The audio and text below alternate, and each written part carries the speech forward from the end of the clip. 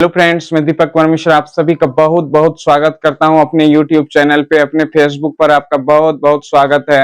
आज हम लोग पढ़ने वाले हैं डेली करंट अफेयर्स। और डेली करंट अफेयर्स का तो महत्व जानते ही हैं, सभी एग्जाम में डेली करंट अफेयर्स का बहुत ही ज्यादा महत्व होता है। चाहे वो कोई भी कॉम्पिटिटिव एग्जाम हो, चाहे यूपीएससी से लेके बीपीएससी, एसएससी, रेलवे, सभी जगह दरोगा, बिहार दरोगा, चाहे वो अन्य राज्य का भी, जो भी अदर स्टेट का जो दरोगा का बहाली होता है, उसमें भी करंट अफेयर्स का वैल्यू बहुत ही ज्यादा रहता है। तो उसी दिमाग को ध्यान में, उसी को एग्जाम को, सभी प्रकार के एग्जाम को ध्यान में रखते हुए हम लोग करंट अफेयर्स को आज स्टार्ट करने जा रहे हैं। और आज जो है हम लोग का करंट अफेयर्स होगा 13 अप्रैल, 14 अप्रैल, 15 अप्रैल और 16 अप्रैल का, यानी कि 4 दिनों का जितना भी स्पेशल क्वेश्चन है करंट अफेयर्स का, जो भी स्पेशल क्वेश्चन, इंपॉर्टेंट क्वेश्चन हम लोग का बनेगा, उन सारे करंट अफेयर्स को आज हम लोग देखेंगे। तो यानी कि अब हम लोग शुरू करते हैं डेली करंट अफेयर्स, जो कि सभी एग्जाम के लिए बहुत बहुत इंपॉर्टेंट है।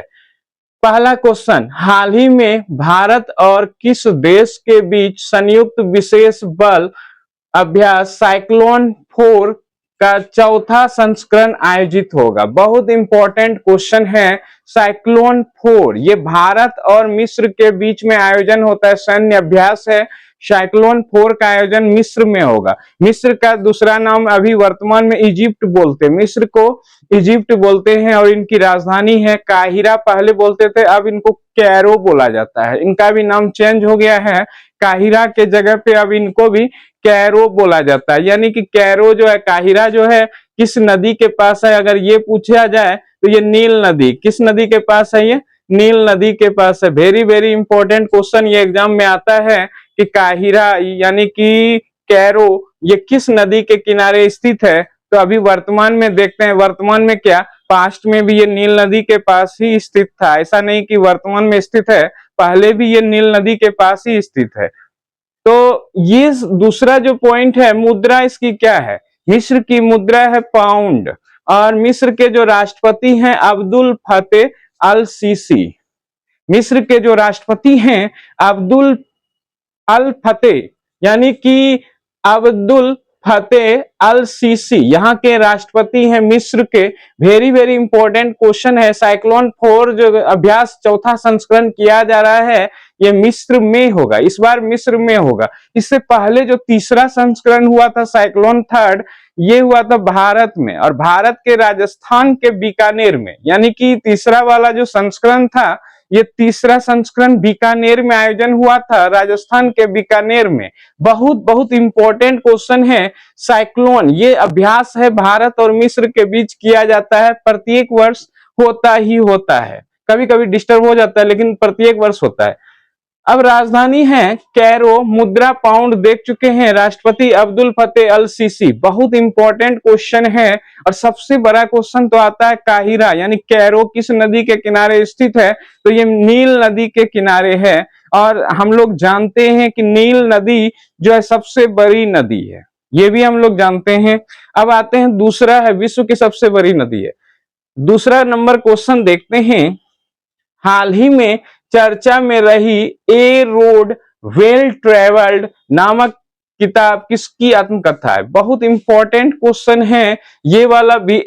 ए रोड वेल ट्रेवल्ड नामक किताब किसकी आत्मकथा है? आर के राघवन का, माधवन का नहीं, आर के राघवन का। ये देश के सीबीआई के पूर्व डायरेक्टर भी रह चुके हैं, और एक जो है बहुत ही प्रतिष्ठित आईपीएस ऑफिसर भी थे, और ये सीबीआई के डायरेक्टर भी रह चुके हैं। इन्होंने अपने जीवनी से जुड़े सारे बातों को बताया है कि सीबीआई के पोस्ट पर रहते हुए इन्होंने किस ढंग से काम किया, या आईपीएस के पदाधिकारी के तौर पे इन्होंने किस ढंग से अपना काम निभाया। यानी कि कार्य जो है, जो दिया गया था, सेवा किस तरह से सरकार का, देश का इन्होंने किया था कार्यकाल के दौरान, अपना जीवनी बताया है। ठीक है, इसका नाम है पुस्तक का ए रोड वेल ट्रेवल्ड। बहुत बहुत इंपॉर्टेंट क्वेश्चन है। तीसरा नंबर क्वेश्चन देखते हैं।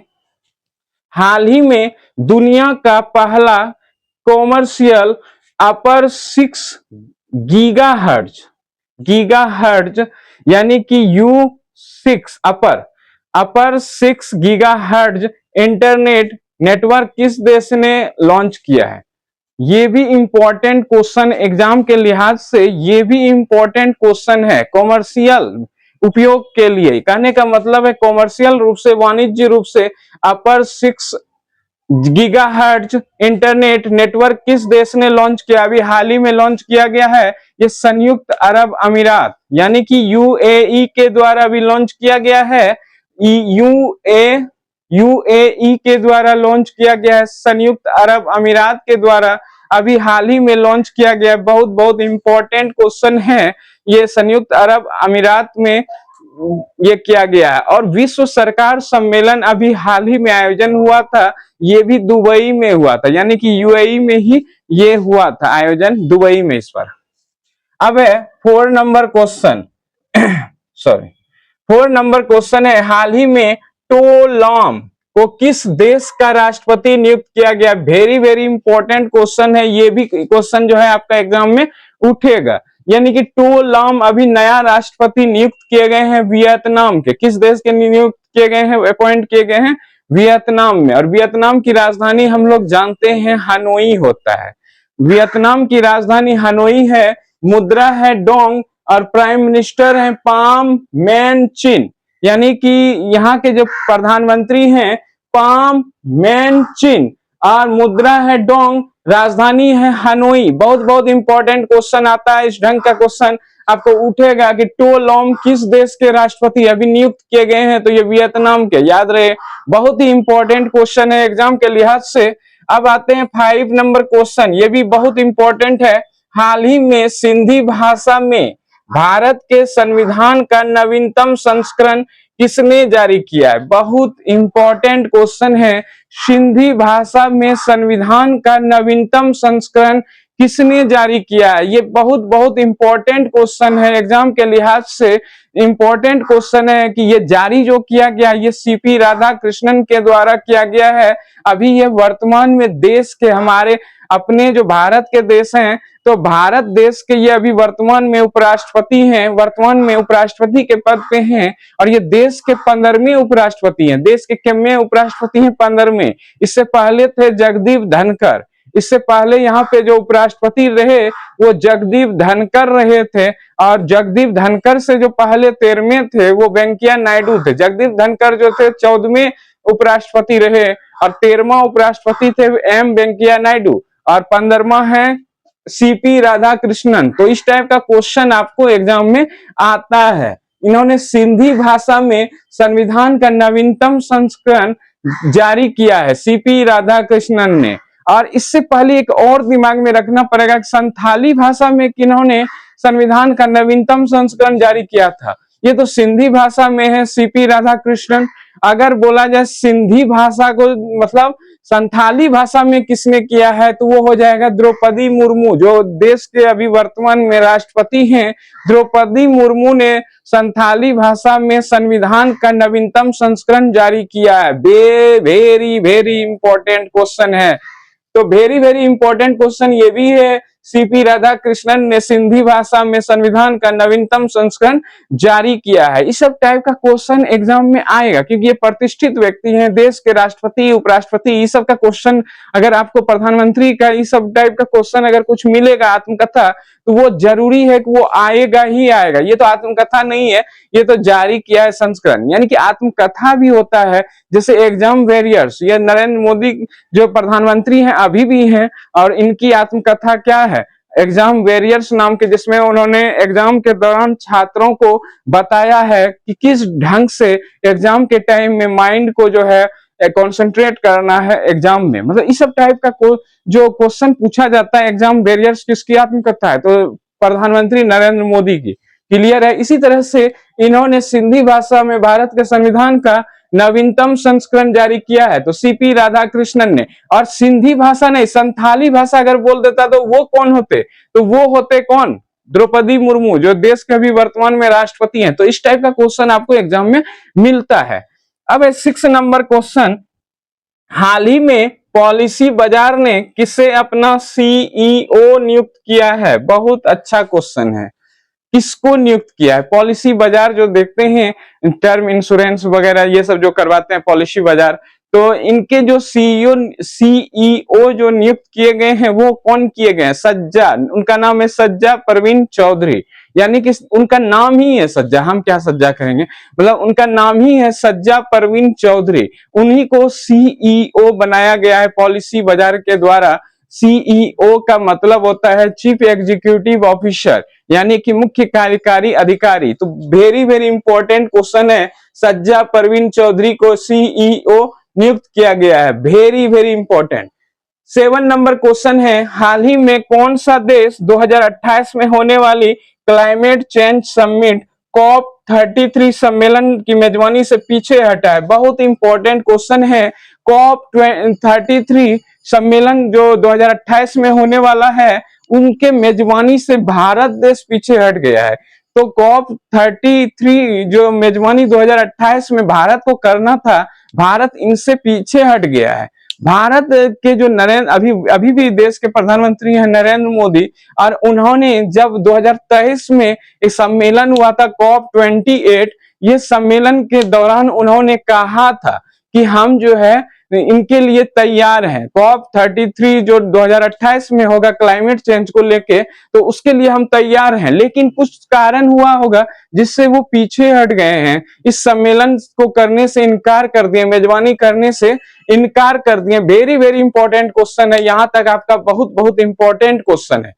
अब जो है इस टाइप का क्वेश्चन आपको प्रत्येक एग्जाम में पूछा जाएगा, चाहे वो बीपीएससी, रेलवे, दरोगा, और इस टाइप का क्वेश्चन तो आपको एग्जाम में आता ही आता है, जिसमें आप किसी सम्मेलन से पीछे हट गए, खास करके क्लाइमेट चेंज, ये सब क्योटो प्रोटोकॉल, ये सब क्वेश्चन आता है आपका एग्जाम में। इसी टाइप का क्वेश्चन आपको देखने को मिलेगा, प्रत्येक एग्जाम में मिले। 8 नंबर क्वेश्चन, 8वां नंबर क्वेश्चन है, हाल ही में अरब लीग का नया महासचिव किसे नियुक्त किया गया? बहुत बहुत इंपॉर्टेंट क्वेश्चन है। अरब लीग का नया महासचिव, अरब के खाड़ी के देशों ने चुना है अपना नया महासचिव नबील फहमी को। किसको चुना गया है? नबील फहमी को। यानी कि हाल ही में अरब लीग का नया महासचिव किसे नियुक्त किया गया है? नबील फहमी को। और ये किसके जगह पे आए हैं? अहमद अबुल घीत का स्थान लेंगे। यानी कि इससे पहले जो महासचिव थे अरब लीग का, जिनका मुख्यालय कैरो है, वर्तमान समय में उनका मुख्यालय, पहले उनका नाम काहिरा होता था, लेकिन उसी का नाम अब कर दिया है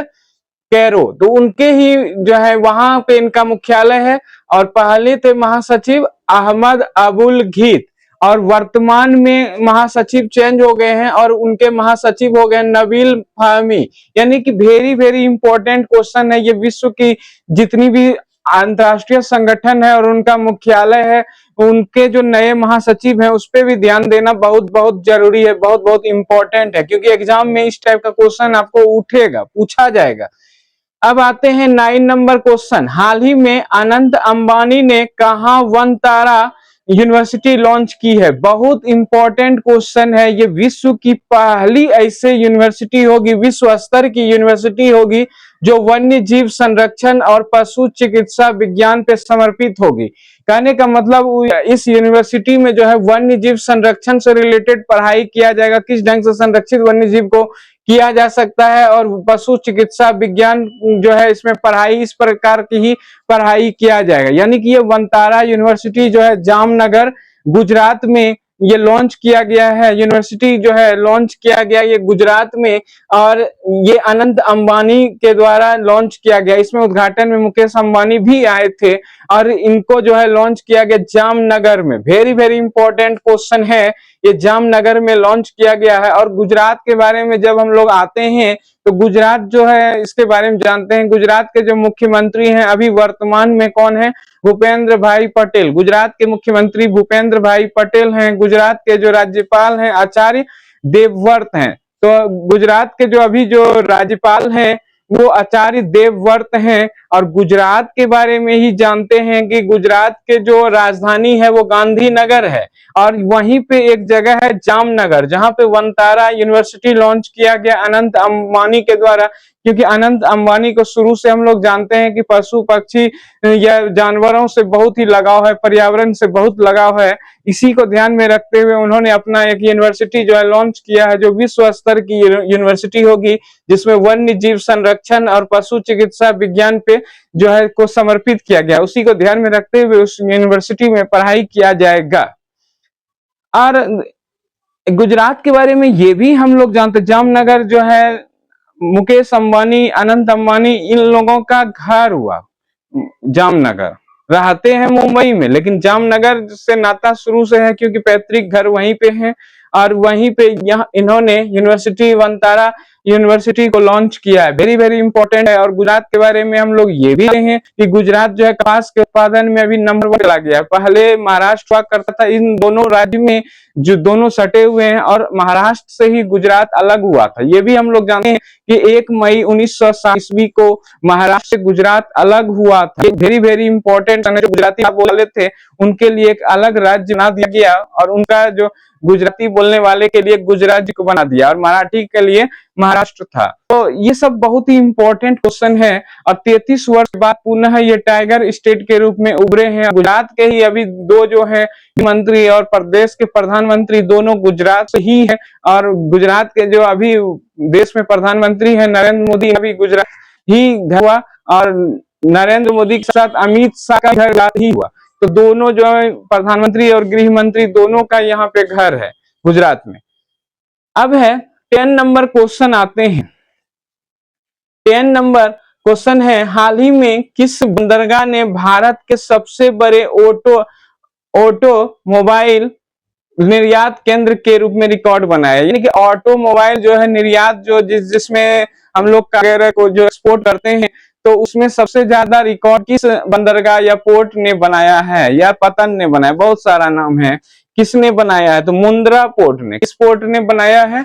मुंद्रा पोर्ट ने बनाया है। सबसे ज्यादा जो है एक ही जहाज में 6008 को भेजकर एक्सपोर्ट करके ये गिनीज बुक में रिकॉर्ड बनाया है। वेरी वेरी इंपॉर्टेंट क्वेश्चन है। भारत के सबसे बड़े ऑटोमोबाइल निर्यात के रूप में उभरे हैं, तो ये है मुंद्रा पोर्ट। ये है मुंद्रा पोर्ट। ये कहाँ पे है मुंद्रा पोर्ट? ये मुंद्रा पोर्ट जो है कहाँ पे है, ये भी इंपॉर्टेंट क्वेश्चन आपको आएगा। तो मुंद्रा पोर्ट जो है गुजरात में है, और ये देश का सबसे बड़ा निजी क्षेत्र में और वाणिज्यिक के क्षेत्र में देश का सबसे बड़ा पोर्ट है, बंदरगाह है। और ये अडानी ग्रुप जो है इनकी देखभाल करते हैं। मुंद्रा पोर्ट का देखभाल जो है अडानी ग्रुप करते हैं। अडानी ग्रुप के द्वारा मुंद्रा जो पोर्ट है वो इनका देखभाल किया जाता है अडानी ग्रुप के द्वारा। वेरी वेरी इंपॉर्टेंट क्वेश्चन है। और गुजरात के बारे में अभी जस्ट हम लोग कर चुके हैं एनालिसिस, क्या गुजरात में नामी है, यानी गुजरात साल्ट सिटी के नाम से भी जाना जाता है, क्योंकि नमक सर्वाधिक जो है गुजरात में ही पाया जाता है।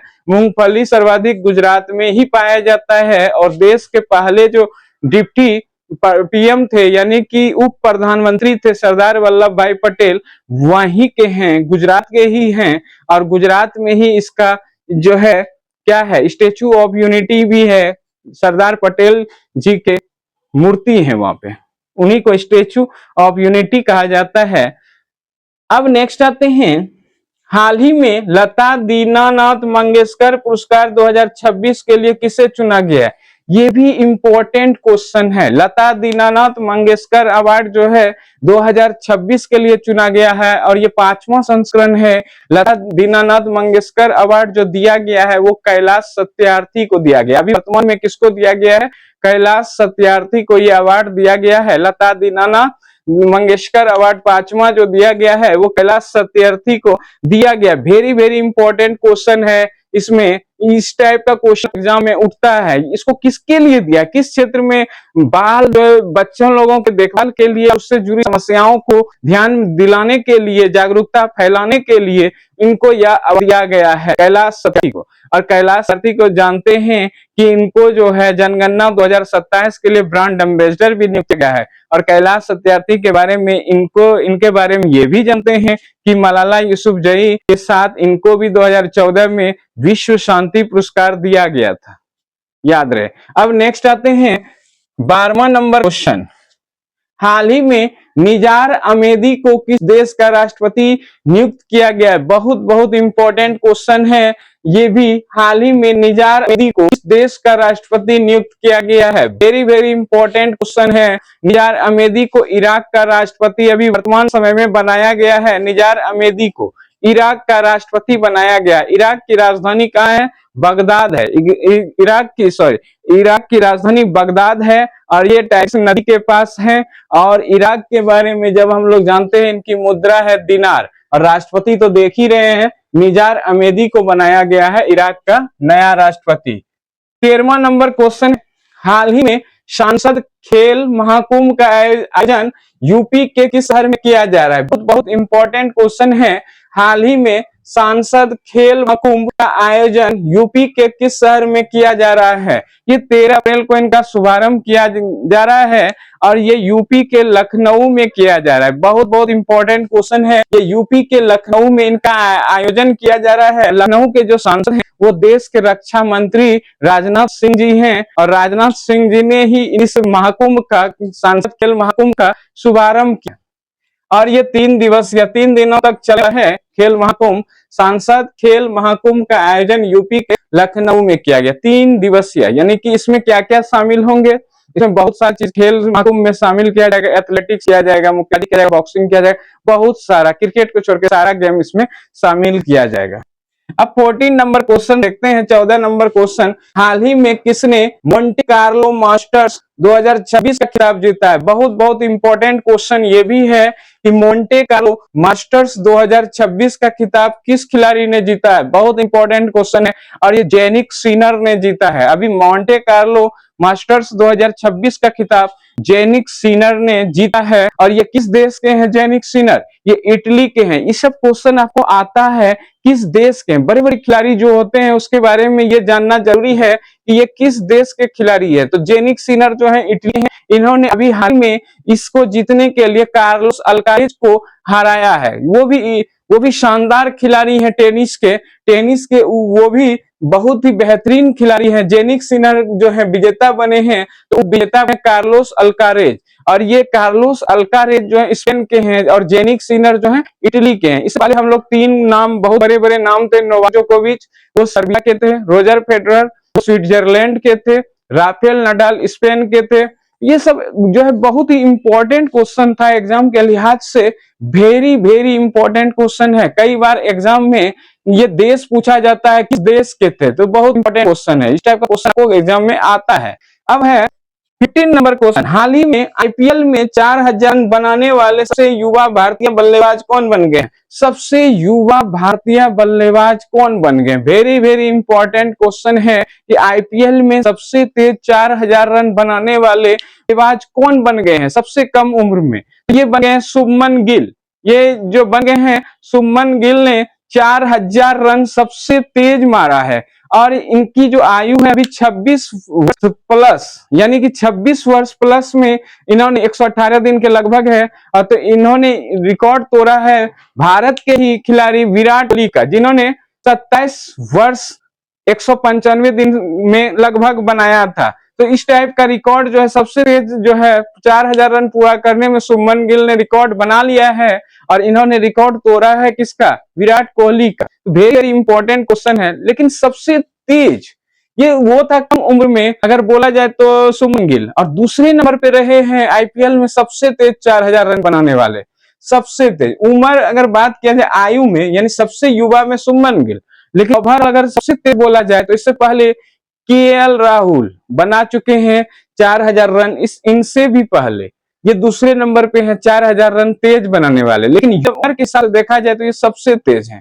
याद रहे, इस टाइप का क्वेश्चन आपको करंट अफेयर्स में पूछा जाएगा। आपको शुभमन गिल अभी वर्तमान में, ऐसे तो बहुत आईपीएल टीम से खेल चुके हैं, लेकिन वर्तमान समय में जो शुभमन गिल खेल रहे हैं वो जीटी यानी गुजरात टाइटंस के कप्तान हैं वर्तमान समय में शुभमन गिल। और इन्होंने जो सबसे कम आयु में 4000 रन आईपीएल में पूरा किया है। तेज नहीं बोल सकते, तेज में दूसरे नंबर पे। उससे पहले है केएल राहुल, उन्होंने 4000 रन सबसे कम पारी में किया था। तो ये सब बहुत ही इंपॉर्टेंट क्वेश्चन है एग्जाम के लिहाज से। अभी 19वां आईपीएल संस्करण चल रहा है और 2026 में जो चल रहा है वो 19वां आईपीएल संस्करण है। 18वां आईपीएल संस्करण हम लोग देखे कि आरसीबी ने रॉयल चैलेंजर्स बेंगलुरु ने जीता था, रजत पाटीदार के कप्तानी में जीता था। बहुत बहुत इंपॉर्टेंट क्वेश्चन है प्रत्येक एग्जाम में। इस बार देखते हैं 2026 का विजेता कौन हैं। तो ये था हम लोग का करंट अफेयर्स, बहुत बहुत इंपॉर्टेंट करंट अफेयर्स 2026 में जो 13 अप्रैल, 14 अप्रैल, 15 अप्रैल और 16 अप्रैल का बेहतरीन current affairs, special current affairs जो सभी टाइप के एग्जाम में आपका आता है, चाहे वो बीपीएससी, यूपीएससी, एसएससी, रेलवे, दरोगा, सभी टाइप के एग्जाम में इस टाइप का बेहतरीन क्वेश्चन आपको मिलेगा। यानी करंट अफेयर्स बेहतरीन जो हम लोग एनालिसिस करते हैं तो स्पेशल करंट अफेयर्स को ही डालते हैं, मतलब क्वेश्चन में स्पेशल जो लगता है कि हिट करेगा, टारगेट को हिट करेगा, यानी एग्जाम को हिट करेगा, उसी को डाला जाता है करंट अफेयर्स। तो बेहतरीन करंट अफेयर्स है। आज तक के लिए आज इतना ही रखते हैं। अब हम लोग नेक्स्ट जो देखेंगे, फिर से देखेंगे आगे, अगले दिन वीडियो में फिर से आपके सामने उपस्थित होंगे। तब तक आप सभी का सपोर्ट के लिए बहुत बहुत धन्यवाद।